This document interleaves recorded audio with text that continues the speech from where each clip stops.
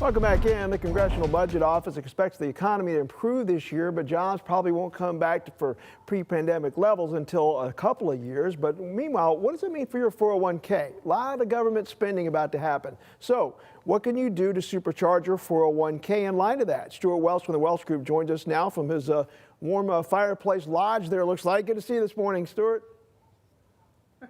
Good morning. We have seen some great gains in the stock market over the last few years. There's a lot of volatility right now for different reasons. So just talk about what folks should, the approach they should have right now to quote unquote supercharge their 401k. And also, what do you mean by that? Yeah, so I think this is going to be another year for the stock market. I want to start out with the caveat that stocks are predictably unpredictable. So, but I think the story for this year is going to be interest rates. So you've got the 10-year Treasury bond at around 1%, and the 30-year Treasury bond is actually under 2%. In addition, I think you're going to see rising interest rates and inflation, but it's going to be very slow. So bonds are going to face light headwinds, going to make them even more unattractive. And what investors are going to do is they're going to seek higher returns from the stock market. So you want to supercharge your 401k. There's three primary things that you need to do.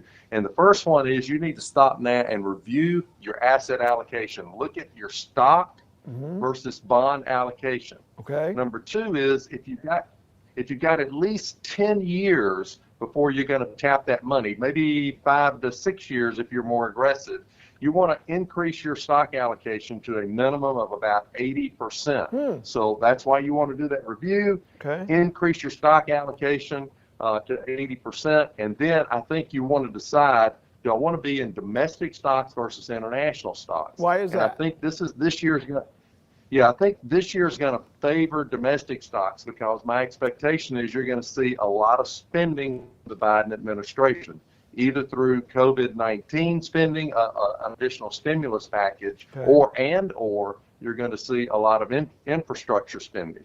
And so those are really going to kind of go together to say, let's focus on domestic stocks and kind of move away from bonds, again, if you're not going to need to tap that money for at least 5 to 10 years. Now, Stewart, a lot of people, I know that they're just in some of those 401k retirement plans where they have that projected year they're going to retire, and that's the plan. They don't go in and touch it after that. So obviously you're telling them to go in here and reallocate some stuff. So talk about rebalancing. What do we need to do there every year? So I think a lot of people are in target date funds or target retirement funds.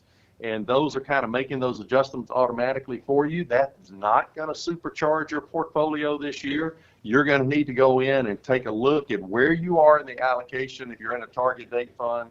And if it's heavily in bonds, if it's more than 20% in bonds, you might want to go in there and manually make some changes to make sure you got that allocation to stocks.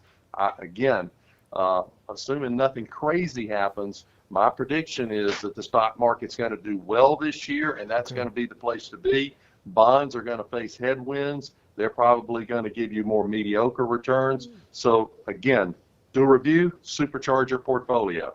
All right, Stewart, we have to wrap there. I'm sure we can dive into a little bit more minutia into that subject to help folks out later, but that gives them a good game plan anyway. Stewart Welch from the Welch Group, we appreciate it. Thank you. Thank you, Mike. Enjoy that fire. All right, up